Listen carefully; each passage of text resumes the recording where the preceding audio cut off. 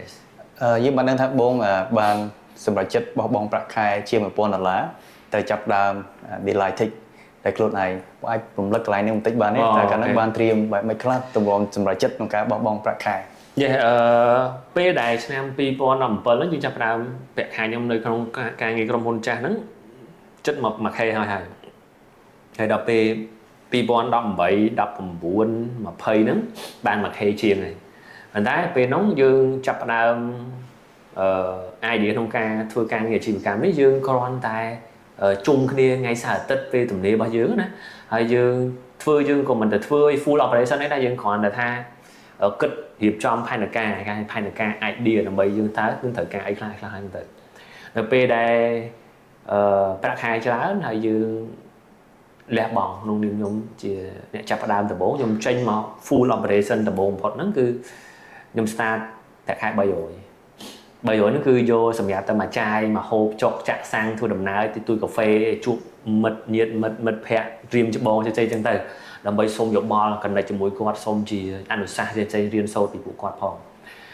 ញ្ចឹង300មកបាន2-3ខែបានឡើង50រៀលដោយសារឃើញថាយើងមានដំណើរការ operation យើងតិចតួចចឹងទៅយើងធ្វើការងារយើងមាន proper ជាងមុនហ្នឹងទៅយើងបាន50រៀលចឹងទៀតដល់អញ្ចឹងបាន350តែអញ្ចឹងចាប់ផ្ដើមប្រហែលបានចិត្តកន្លះឆ្នាំបានយើងចាប់ផ្ដើមគិតតិចម្ដងទៅតាមលទ្ធភាពរបស់ operation យើងមានចំណូលតិចតួចចឹងទៅអញ្ចឹងចំណុចនោះហើយគឺជាចំណុចចាប់ផ្ដើមដែលយើងនិយាយទៅរៀង challenge ដែរហើយតែពេលយើងចេញមកហ្នឹងខ្ញុំព្យាយាម plan ahead ថាខ្ញុំ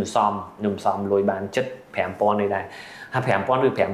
រឿង K ចាប់ 5k តែជាងចន្លោះប៉ុណ្ណឹងចន្លោះ 4000 ជាង 5000 ហ្នឹងអាច average ប៉ុណ្ណឹងដែលយើងត្រៀមថាទូយើងរកស៊ីវិស័យយើងចង់រកស៊ីវិស័យធំតែមិនកាលនោះអត់មានតាន់ move ខ្លួនឯងមក technology ហ្មងទេយើងគាត់តែថាយើងជាបន្តទៀតយើងចង់ឲ្យលុយយើងខ្ចីទៅអញ្ចឹងក៏យើងគិតថាធ្វើអញ្ចឹងវាមានចំណូលតែដល់ពេលឆ្នាំ2021យើងចាប់ផ្ដើម2020ចាប់ផ្ដើមមានគំនិតថាអូខេយើងប្រើ Google Form បានមួយឆ្នាំទៀតដែរពេញ form នេះអូខេយើងគិតថាអា form ហ្នឹងវាល្អហើយប៉ុន្តែវានៅខ្វះភាពចំណុចខ្វះខាតមួយចំនួនដែលយើងត្រូវការឲ្យវាកាន់តែ smooth អញ្ចឹងយើងក៏ចាប់ផ្ដើម design ថាយើងរក technical team យើង hire ផងហើយយើង invite គាត់ធ្វើជា team របស់យើងផងហើយអញ្ចឹងក៏កសាង platform ដូចជាយើងមាន website យើងមានmobile app ដែលឈ្មោះលុយលឿនហ្នឹងអញ្ចឹងអាហ្នឹងគឺពេលហ្នឹងឯងគឺជាពេលដែលយើង convert ខ្លួនឯងមិនគ្រាន់តែជាbusiness loan តែមួយមុខឯងយើងចង់ខ្លួនឯងខ្លាយទៅជា fintech company ហើយពេលហ្នឹងគឺជាពេលដែលយើងចង់ identify ខ្លួនឯងថាយើងជា startup fintech ហើយយើងក៏បានធ្វើវាមែនហើយយើងក៏បានបង្កើត platform មួយដែរដែលឈ្មោះថាលុយលឿនហ្នឹងបាទអញ្ចឹងលុយលឿនយើងបង្កើត